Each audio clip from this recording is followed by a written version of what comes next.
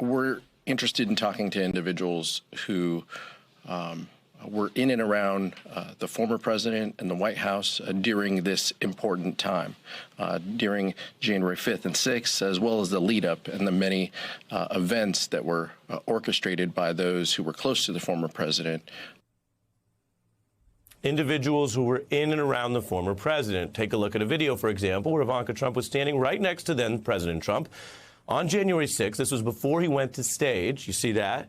Before he went out on that stage to speak to the crowd of supporters who then marched on the Capitol in that breach.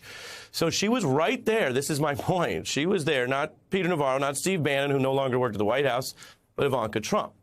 There's, of course, another family member. Now, she could shed light on what took place in those 7+ hours on January 6th. Her voluntary testimony puts that pressure on anyone else stonewalling the committee.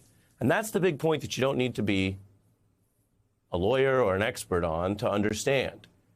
This committee has basically secured the cooperation of the vast majority of people it has summoned, including a lot of people in and around Trump world. We spoke with one just last week, you may recall, if you watched The Beat, who was one of the rally organizers. She cooperated. Jared Kushner just recently cooperated. Ivanka Trump now cooperating. If anyone has a potentially valid claim to some White House executive privilege, it'd be people like Ivanka and Jared Trump. They were White House aides to the end. Steve Bannon wasn't. They were with Donald Trump those days in a way Steve Bannon wasn't. And what are they saying and doing? They're saying, well, let's just cooperate. They're saying they don't have any special privilege to shield them from cooperating. What's Steve Bannon doing? He's testing this for some other reasons that only he knows. He's been invited back on The Beat, by the way, if he wants to explain them. He is trying to pick a fight with the government, the legislative and executive branch, with this new attorney general, to take this all the way to trial, to risk himself going to jail. And whatever the reason is, because I'm not here to speculate, I could tell you, according to Trump's daughter, what the reason isn't. It ain't executive privilege. I want to bring in our guests, staff writer for the New York Times Magazine, Emily Bazelon, and an editor-at-large for The Bulwark, Bill Kristol. Welcome to both of you. Emily and I talk a lot of law, and we'll get to it. But I go to Bill first on the common sense and as a veteran of the White House.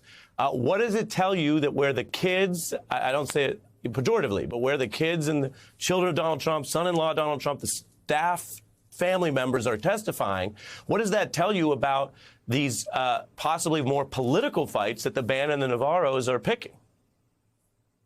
It tells me that Bannon and Navarro and other people who were involved in the whole conspiracy for 2 months to overturn the election are much more worried about their legal exposure and maybe their kind of political exposure, too, if you want to think of it that way, than Ivanka Trump, who will shed light, presumably, on what her father was doing that afternoon. We know a fair amount about that. He refused to make the statement. She went in twice to urge him to do so. She's presumably confirming some of that reporting between those when he went back from the rally at, I think, 1:10 p.m. until he finally put out that video after 4 p.m. So that's pretty damaging from my point of view to President Trump. He's the president of the United States, and he's doing nothing to stop a terrible riot that's going on in the Capitol. So I think that, but she probably figures, honestly, that's kind of known, and she can dot a few I's and cross a few T's on that. She probably wasn't as much involved in the actual conspiracy. And I've talked to people pretty close to the committee, and what they stress is this was a real plot. The president, it was a Trump plot, but it was also a plot of Trump associates in Congress, Trump associates in the activist world, Steve Bannon world, you know, the legal world, the John Eastman world. These people were all working together to overturn the election.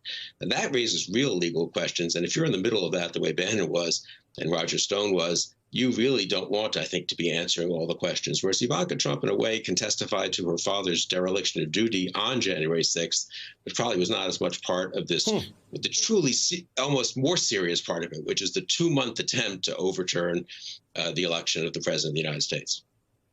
Well, it's very interesting what you say there, Bill, because I made a point of saying I can't claim to know what's inside Bannon's mind and his reason.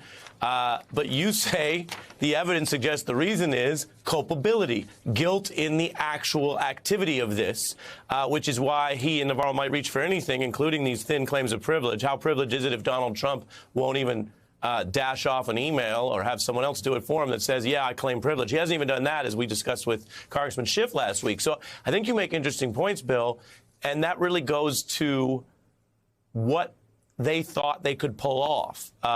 So I'm going to do a follow-up to Bill and then bring Emily in. But just on the goals, let's remember, the Capitol Police were completely outmaneuvered and overwhelmed with a federal government run by Donald Trump that wasn't helping secure the building.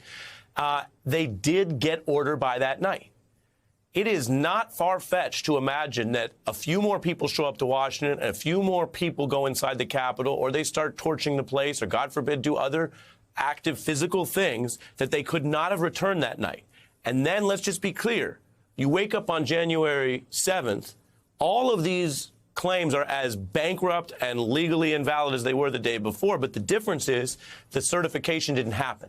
So what Navarro and Bannon and others have said that might sound really far-fetched suddenly becomes just a little more inside the Overton window of, well, the certification didn't happen yesterday. So it is still technically open. So maybe it does need to go back to the state legislatures. I mean, do the people you talk to see it as they had a method to secure something over those next 2 weeks and actually keep Trump in office? I mean, I think they think it's much more the case that the riot was the sort of last gasp. They were hoping to delay it, and maybe still then it could get, as you said, back to the states on some fake claim and all that. But their hope was with Pence. I mean, think of the Eastman memo. Think of what Bannon, think of the pressure they were putting on him politically. Think of everything they were trying, was with the state legislatures first to say, oh, no, that's not the right vote from Pennsylvania. Then it was with members of Congress and the courts and with Pence, all in some different combinations. Once Pence said he wasn't going to do it, once it was clear there were only 9 Republican senators to do it, however despicable it is from my point of view that 140 or so House Republicans voted to overturn it wasn't going to be enough.